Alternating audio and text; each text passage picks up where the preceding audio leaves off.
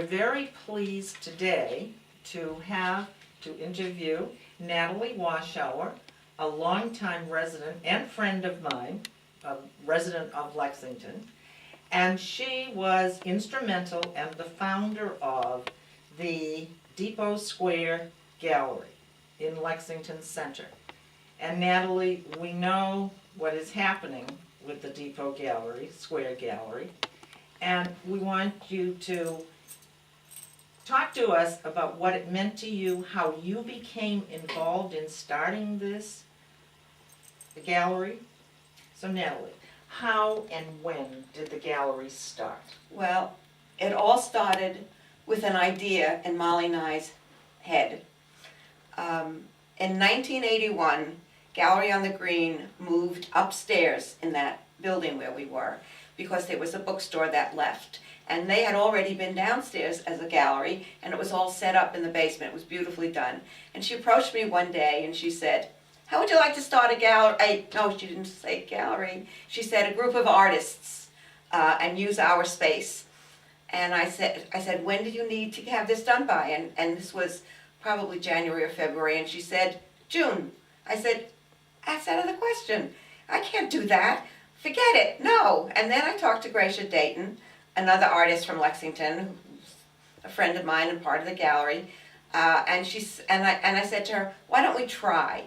So what we tried to do, and succeeded in getting 10 artists. We tried to stay local, but we went outside our group because we wanted 10 accomplished artists. By getting, I think for every 10 or 15 people we called who we were interested in having, one said maybe. So we finally got maybe 15 people together in my living room, and we talked about it, and we said, we have to get a cooperative together. That's how we can do it. And we finally did get 10 people, and we did start June 1st, 1981, and it was called Depot Square Artists, and that's how we were incorporated. But when we moved upstairs, which is another story, we made sure it was Depot Square Gallery so people knew that we were the same, that we had a gallery, and now we were upstairs in the main space.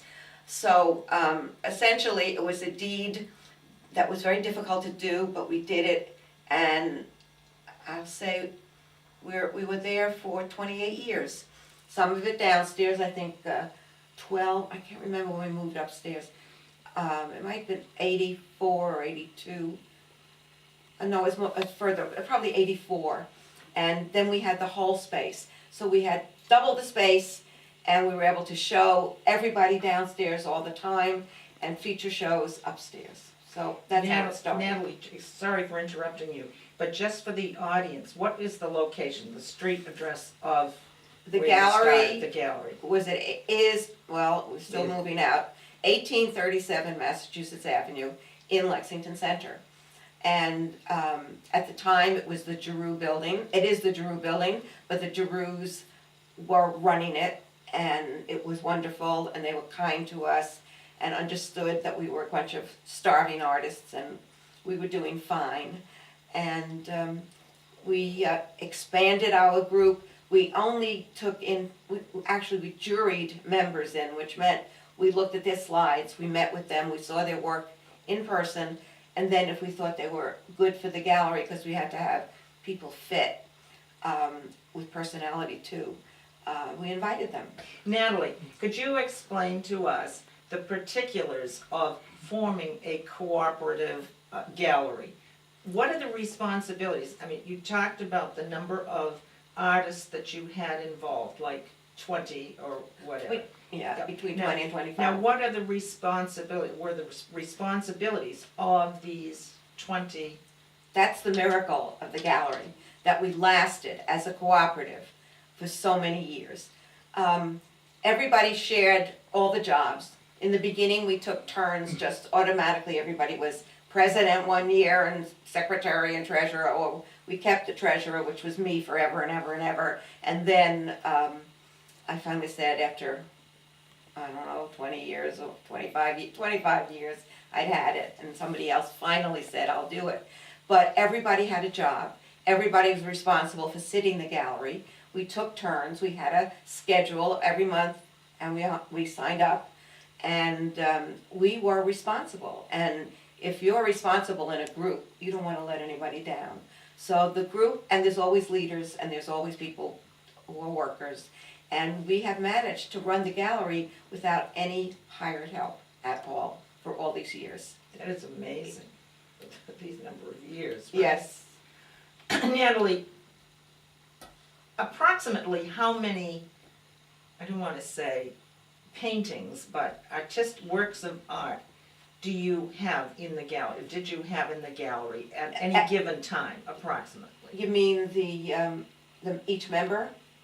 Yes. Yeah, or- well, that was a good thing, that we had cubbies upstairs and downstairs, so we had extra work in the gallery all the time, which was a plus, because people could come in and ask for so-and-so's, say Dora Shung's work.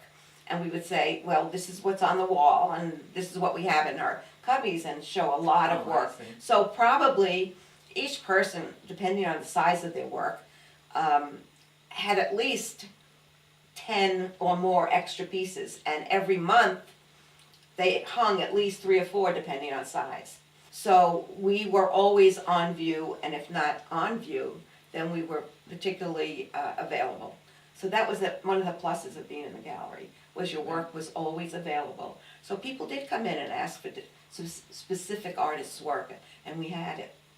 So Now, just to clarify, it was not, you did not have just paintings, right? right, we had. Yeah. I'm sorry. No, go ahead. It tends to be more paintings because we have walls, but we had a sculptor at one time, we had several sculptors who came and went.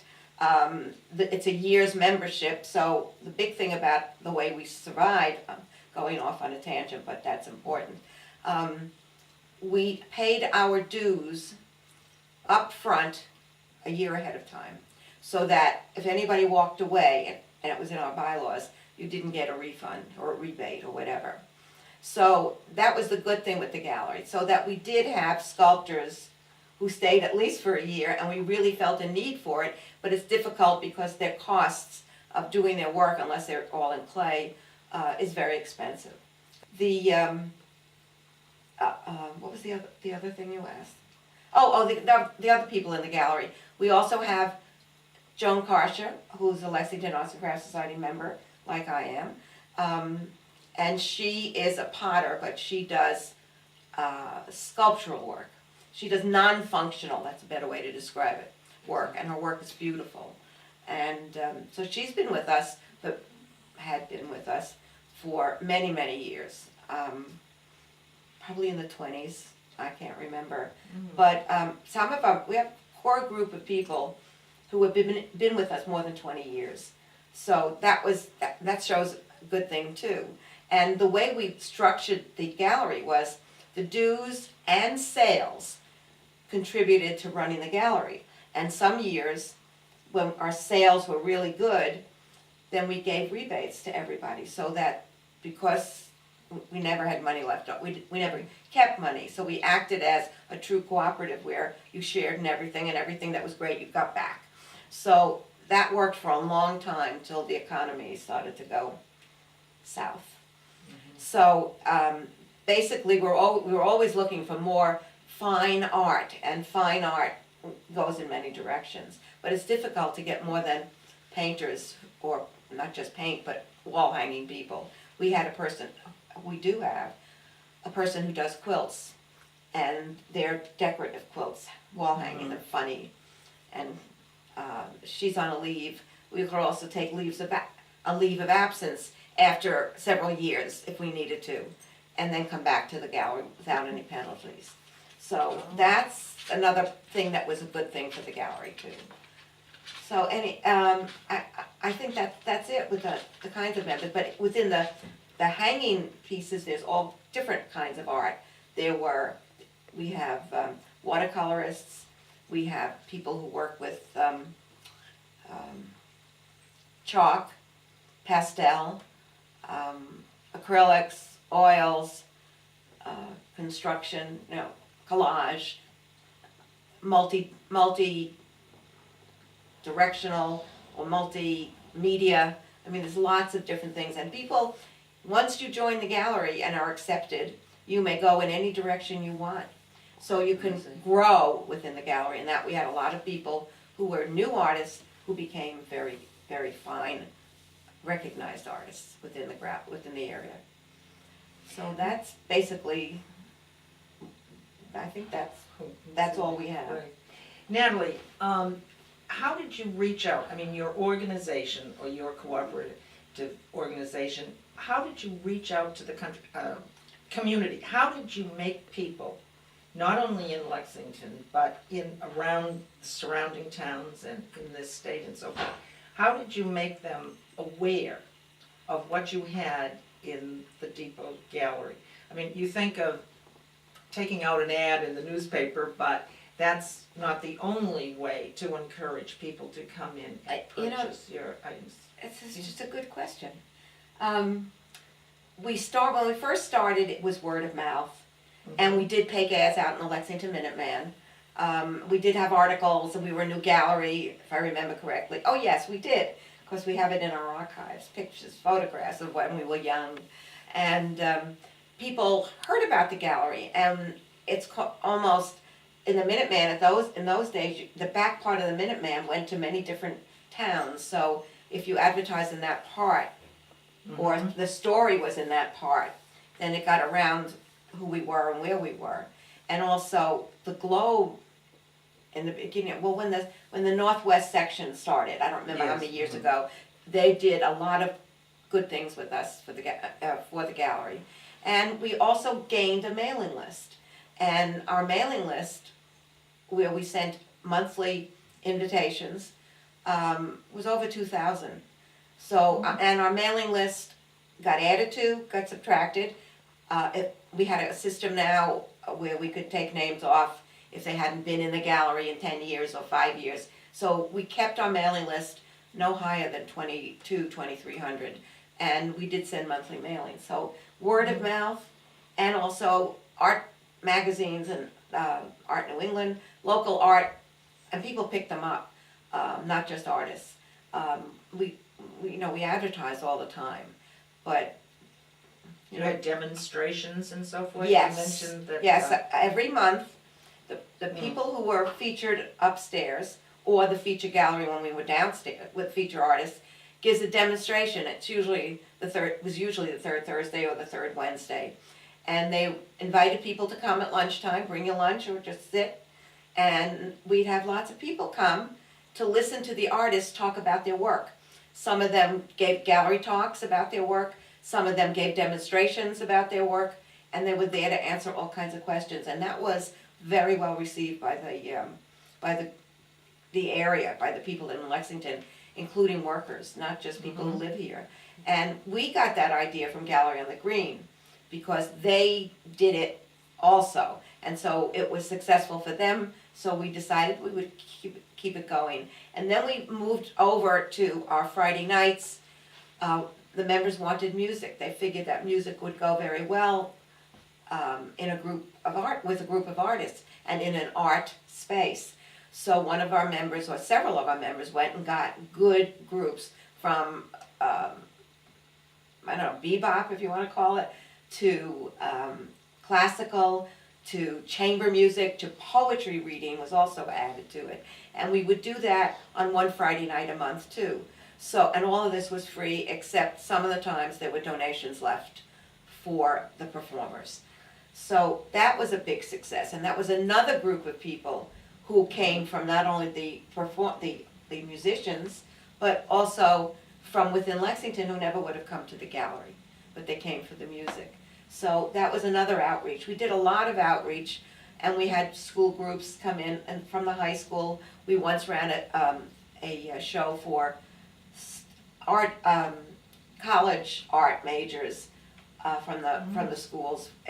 It was difficult to advertise to get the young people to come to enter their work, but it was worth doing. But at the time, we decided it was a lot of work, and in the long run, it wasn't worth doing. But we tried a lot of different things, and we always had people coming in, always saying how glad they were there. how important the gallery was to them. And it came from every direction. They didn't have to be buyers.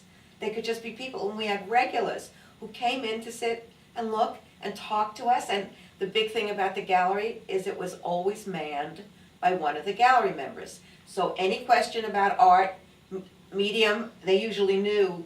And if they didn't, they found out quickly how to explain another artist's work. So that was another plus about the cooperative, that we were manned by each other. And the public appreciated it a lot.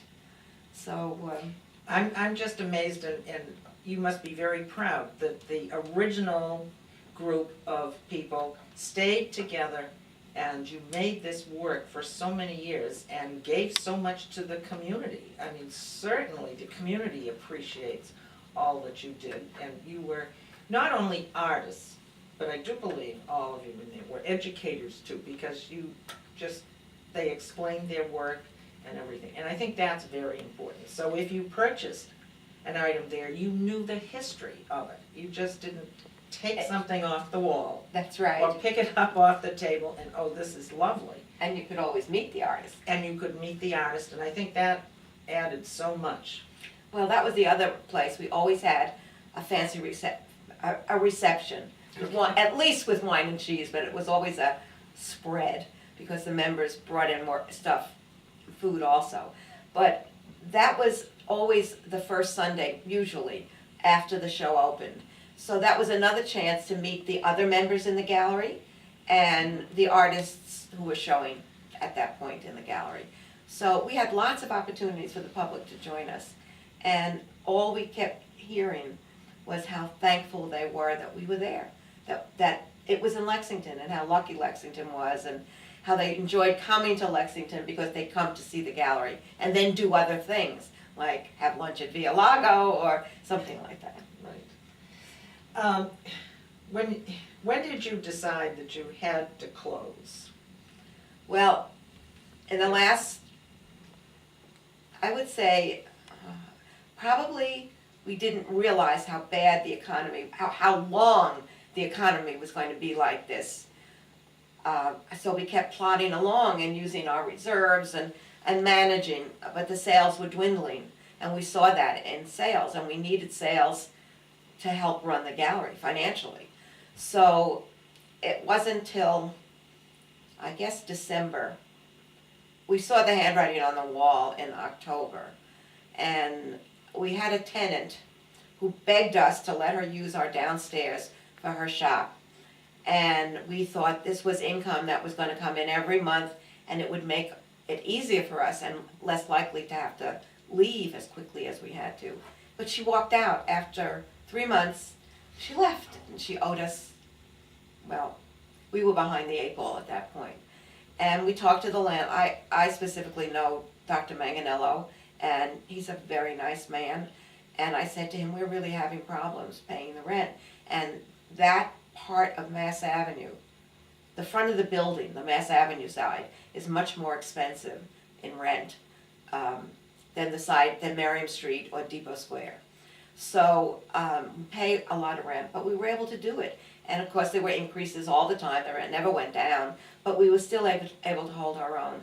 But when the economy went south, as I like to say it, or bad, people came in, but they weren't buying. And they said, we'd love to buy something, but we're afraid to spend our surplus money on anything.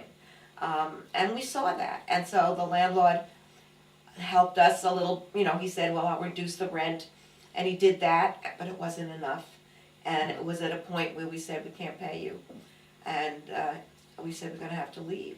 And he commiserated with us and was sorry, but he said, I guess you will. And we were in tears. I especially, Gracia Dayton and I, as the two founding members that stayed with the gallery for all these years, were just dumbfounded. We never ever thought that it would come to the day where we wouldn't be able to be there.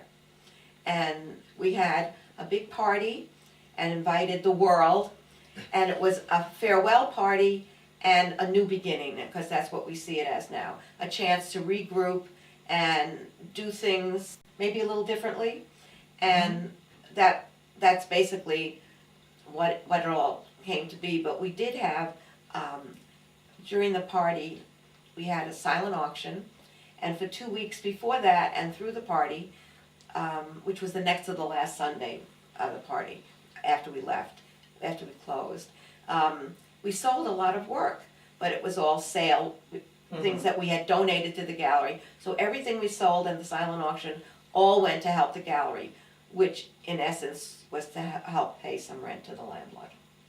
And everybody, you know, there were tears, there was, oh, what are we going to do, and wringing of hands, and how can we do this, what are we going, first we looked for space, and then we decided, what's the point of looking for space? Because we'll have the same problem no matter where we go. Until the economy picks up, we're not gonna put ourselves in a rental situation. So what we're doing now, we're still Depot Square artists together. I don't know how many of us will be together. We've put around a questionnaire to see what people want to do.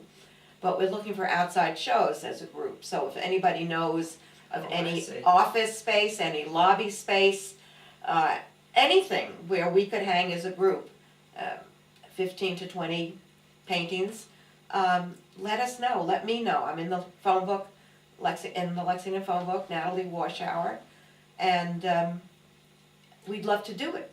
And we're fine art, we're juried, it's good art, and wherever we hang, it's worth hanging. Okay. Natalie, we're very fortunate and we appreciate interviewing you and talking about the gallery. Now I would like to share with the community some of your expertise and some of your work. So Natalie, if you would describe some of these works that your works that we are presenting now. Okay, I started off being just a painter and not trying any other medium seriously, and I ended up taking an etching class at the Cordoba when my children were very little, and I fell in love with etching. And that developed into the things that I'm doing today. And what I do now is do a line drawing and etch the plate, and then take them and ink them and wipe them, and then on this clean surface that looks like a pen and ink drawing, I paint them with watercolors. Well, I decided I would do some Lexington scenes, and one of the ones I did was the green, from my point of view, which is not always the same view as everybody else, but I did a piece with the Minuteman in the front, in the middle, very big, and the important places around the green that I thought I wanted in the piece. And that one is called Captain Parker, Lexington. Okay. So these happen to be, I brought a few pieces from the North End that I did. This is looking up, I forget the street, but at the Old North Church. And that's the buildings and the particular things that I saw when I was doing I photograph. And then I go home and I decide what it is I want to do with them. You know, how I want to use them. I don't necessarily copy my photographs. I guess that's enough about that one. And another North End piece, I fell in love with Paul Revere's house. So I had to have the flag, and I had to have it perky and with the beautiful different colors in the windows because it's old glass. And so I did one of the Paul Revere house. And my beginning reasons for doing all this was I loved the old and the new in Boston. I just juxtaposed, and then I started doing just the old and a little bit of the new. But I always think of the old and the new when I do my work.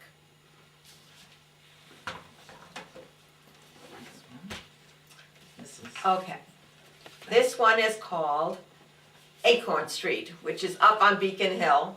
It's a little tiny cobbled street and everybody knows it. And it's my second version. I did a much smaller plate. And then I decided I loved it so much I did a larger one. And that's Acorn Street. It's my interpretation. Everything is through my eyes and through my hand, which is left-handed. And I think that's the reason everything is a little askew. And everybody says to me they love the way I draw. And I said, yes, but it's never quite right as far as perspective, but we love the way you draw. So anyhow, that's my Acorn Street. I treat them like my children when I say it's my. I brought this is I made a copy of one of my etchings before I framed it. And actually we kept reducing it to see what it would look like. But this is just a copy of my etching called, what did I call this one? It's the Public Garden. That one is just called Public Garden. And it's the entrance coming in off Charles Street. And, no, it isn't Charles Street, it's Arlington Street Gate. That's the gate, the Arlington Street Gate across from the Ritz. And I love the Public Garden. And we go to Boston a lot, or used to, and I took pictures and I walked and we did swan boats and what have you. And so this is my first Public Garden etching, which was an 8x10 plate. The second one is a 9x12, which is called, I guess it's called, I can't even remember it. I have to change the names. I can't call the same piece a name the same as another one. I do keep a log of my etchings. If I do an edition of 100, it would start as 1 over 100 or 2 over 100. And I print a few at a time, and then I let them dry, and then I paint them one at a time, or as I need them. So I always have a copy of my original that I work from to get color and things like that. So basically, I make etchings of Boston. I make etchings of townscape. I have townscapes. I have more of Lexington. I just don't have it ready. Well, thank you, Natalie. And as an aside, I want to tell the people of Lexington how great Natalie was in past years, going into the elementary schools, and I arranged for her to visit several classrooms, and the youngsters loved her reports and so forth, and her history of Boston, and they were just so excited about going into Boston, and oh, that's what Mrs. Washower has. And I got the most wonderful thank you notes. I love the children. I taught school. I just love to be with them, and I love to hear their responses, and they were so positive. Well, I admire all that you have done, and I am glad that your organization is not disappearing. Exactly. And it's the determination of you and all of the other members that will keep this whole thing going, right? Right. And we will, and they promise me, they know how this has affected me, and the newer members have promised me that we'll survive. And we will rise again like the phoenix rising from the ashes, and we will be there. Okay, great. Well, we want to thank you, Natalie. Do you have any closing remarks that you would like to make to the residents of Lexington and so forth? All the years that we've been there, all 28 years, we have so enjoyed talking to everybody that comes in and being there for the children. When I would sit and see those children come in and look at the art and talk about it, and parents bringing children in, it was such a pleasure, because I know that those children will be exposed for a long time, probably for the rest of their lives. So I thank Lexington for keeping us there, and I hope we will surprise you and maybe get back again. Natalie, I want to thank you for making this presentation possible, and we appreciate all that you have done and wish you the very best in the future.